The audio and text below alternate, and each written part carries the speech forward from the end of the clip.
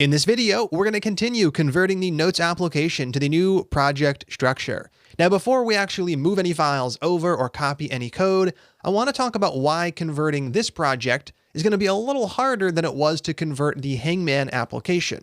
To kick things off, let's go ahead and start with Notes functions and Notes app.js. One of the very first things that Notes app does is it creates the Notes array. So we get this value by calling getSavedNotes, and getSavedNotes just reads data out of local storage. If there is no data in local storage, we just start off with an empty array, and this function has been working really well so far.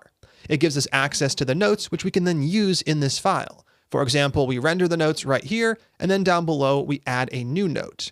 Now, all of this currently works, and it's going to continue to work. We're going to be able to access notes from inside of this file like we currently do.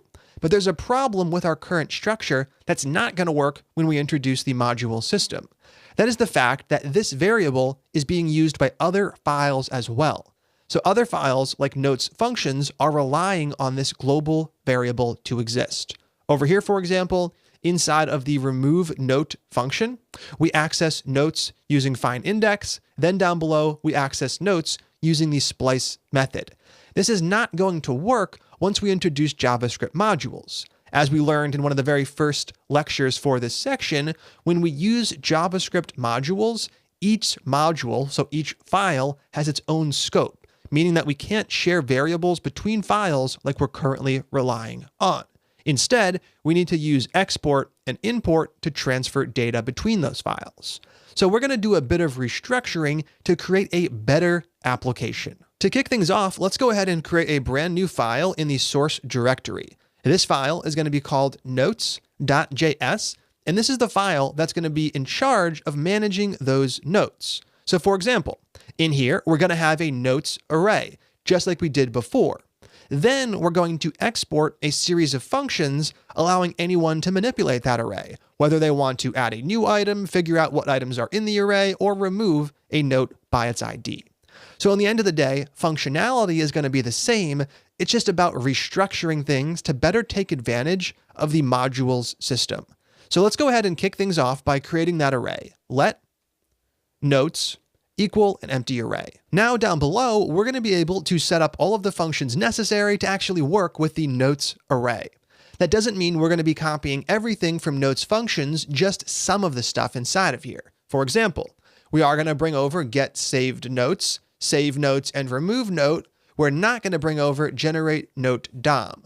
So we only want to bring over things that relate to managing this array of notes. Other things like generate note DOM will live in a different file we'll create a bit later in the course. Let's go ahead and start with just one function. I'm going to copy this first one, getSavedNotes, from notes functions over to notes.js. The getSavedNotes function works in its current state. No need to change any of the function code. Down below, we can go ahead and actually call it. Notes now equals whatever comes back from calling getSavedNotes. So we are populating the notes array, which is a great first step.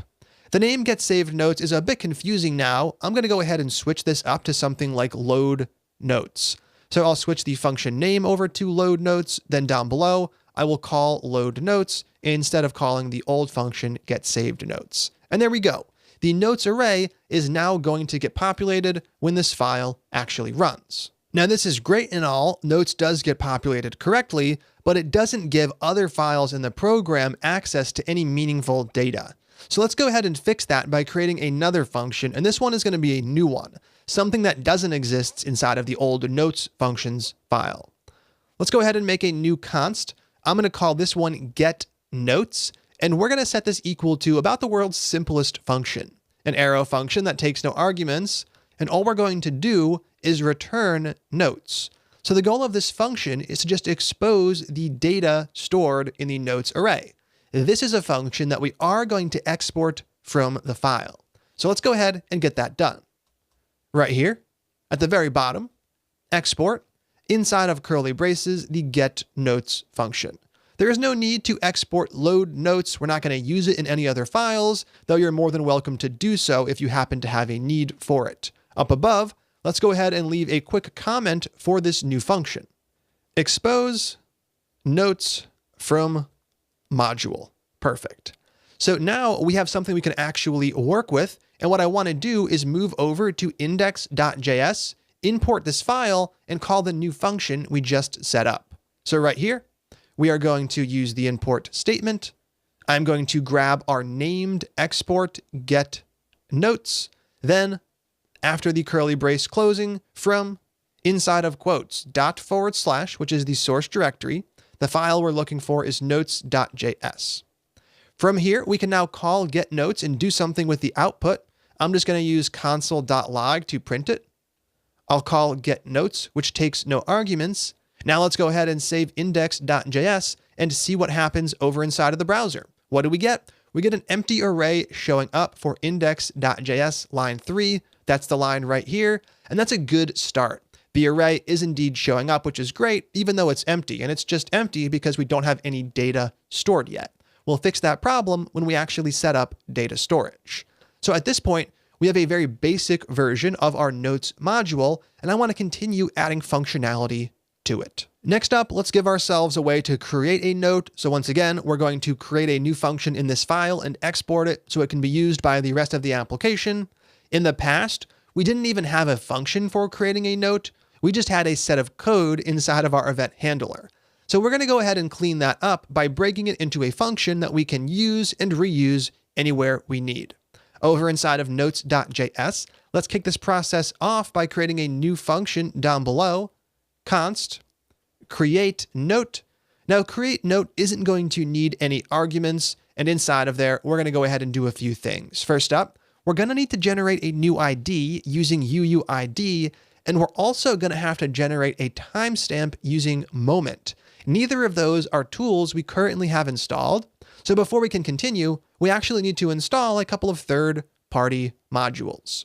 I'm going to switch over to the terminal, shut things down with Control-C, and we're going to use a single npm install command. npm install. First up, we could do Moment. The order doesn't matter. Moment at 2.22.1, then a space, the second module, UUID, at 3.2.1. Now these are all modules we've worked with before, so we don't have to learn anything new. We're just switching from using script tags in the old project to actual modules in the new one. Let's go ahead and run that installation command, and once it's done, I'm just going to restart the dev server so we still have that running in the background. Then we'll be able to take advantage of both of those modules in the new create note function. While that's running, we can take a quick look at what we're going to need to do. Inside of Notes app, we have some code that creates the ID, creates the timestamp, then pushes on to the notes array. We're actually going to end up doing the exact same thing, so we can take these three statements right here, copy them, and bring them over to that new function. So now create note ends up doing something very similar to what the previous code was doing. The only problem is that we're currently relying on things like UUID v4 and Moment, which don't exist. In the background, our npm install command did seem to work successfully. Let's go ahead and restart the dev server. And once the dev server is up and running again, we're going to go ahead and add those imports at the very top of this file so we can use those two dependencies. Right here, import UUID v4 from. We have used this one before. It was UUID/v4, which we found from the documentation. Down below for Moment, import Moment from Moment. That's a super easy one. And there we go. We now have a create note function in place. Create note does exactly what the old code did, but it's now broken out into a function we can use and reuse as soon as we actually export it. Let's add a new item onto our export list. After get notes, comma, space, create note. Perfect. Now let's go ahead and actually test things out. Over in index.js, I am going to add that as another import. So we want to grab create note so we can use it. Then down below, I'm going to take our current console.log call and I'm going to duplicate it. So I want 2 copies of it. And right in between, we're going to call the new create note function. So we should see our first log print an empty array, and our second one should have a note inside of it.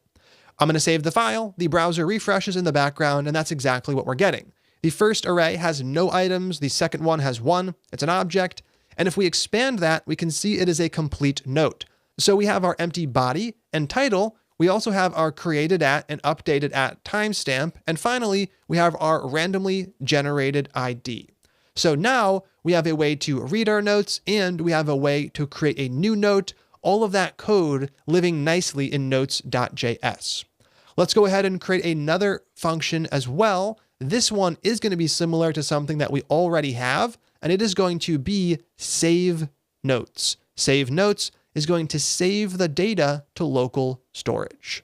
Now we already have that function over in notes functions. Sitting right here, we have save notes.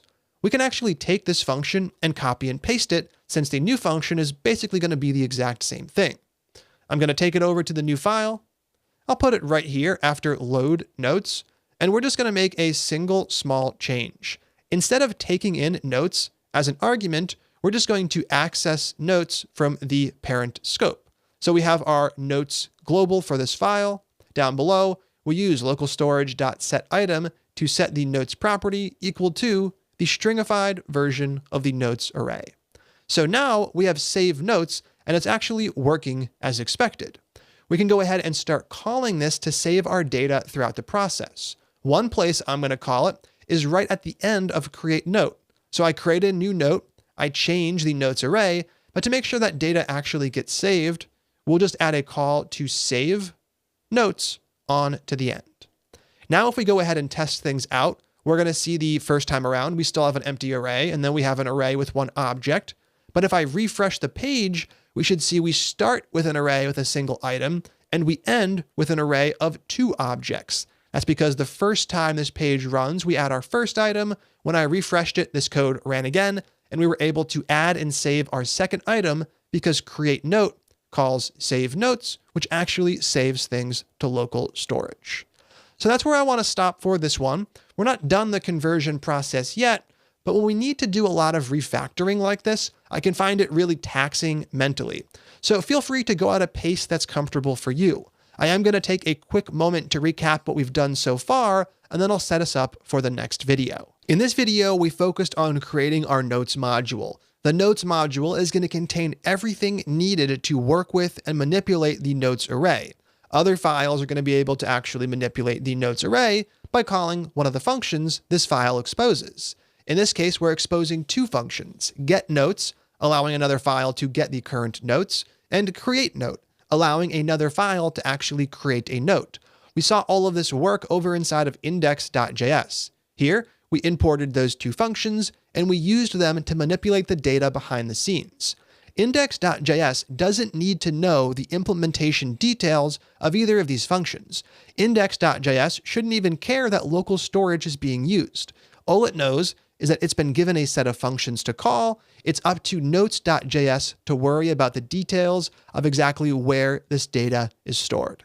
I'm excited to continue on building out this module in the next video, so let's go ahead and jump right into that.